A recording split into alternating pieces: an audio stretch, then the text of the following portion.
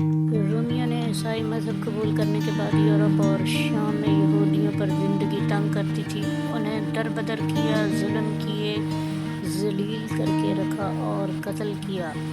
جان بچانے کے لیے، چین سے جینے کے لیے یہودی ان علاقوں کی طرف رخ کرتے جہاں مسلمانوں کی حکومت ہوتی۔ رومیوں کی عیسائیت قبول کرنے کے بعد بیت المقدس سے یہودیوں کو نکالا گیا اور ان کی عبادت گاہیں تباہ کر دی گئی۔ اس کے بعد حضرت عمر رضی اللہ تعالیٰ عنہ کے دور خلافت سے بیت المقدس کی فتح کے بعد یہودیوں کو شہر میں آنے جانے کی اجازت ملی۔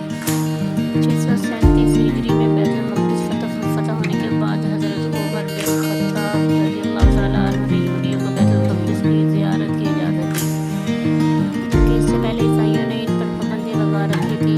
عیسائیوں نے یہودیوں سے حد درجہ بغض کی وجہ سے اس چٹان جس کے اوپر قبۃ الصخرہ بنا ہوا تھا اس کو کچرے کے ڈھیر سے ڈھک دیا تھا، کیونکہ یہودی اس کو مقدس مانتے تھے۔ اس چٹان کے اوپر اس کچرا امیر المومنین حضرت عمر رضی اللہ تعالیٰ عنہ نے اپنے ہاتھ سے صاف کیا۔ مسلمانوں کے نزدیک اس کی اہمیت یہ ہے کہ رسول اللہ صلی اللہ علیہ وسلم کی معراج والی رات اس چٹان سے غبار ہو کر آسمان کو ملا تھا۔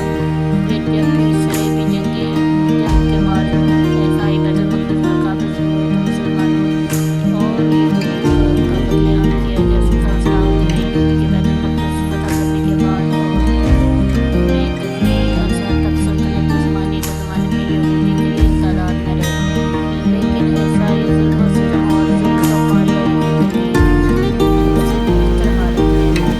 19ویں صدی میں یورپ اور روس یہودیوں کے خلاف عیسائیوں میں شدید نفرت اور مظالمت سے متعلق خیالات میں یہودیوں نے عیسائیوں کو فتنہ ستم بڑھا کر قتل بھگانے کی جنوبی مشرقی یورپ اور روس سے یہودی لاکھوں کی تعداد میں بے گھر ہو گئے، ان کی بڑی تعداد امریکہ، برطانیہ اور فلسطین میں آ گئی۔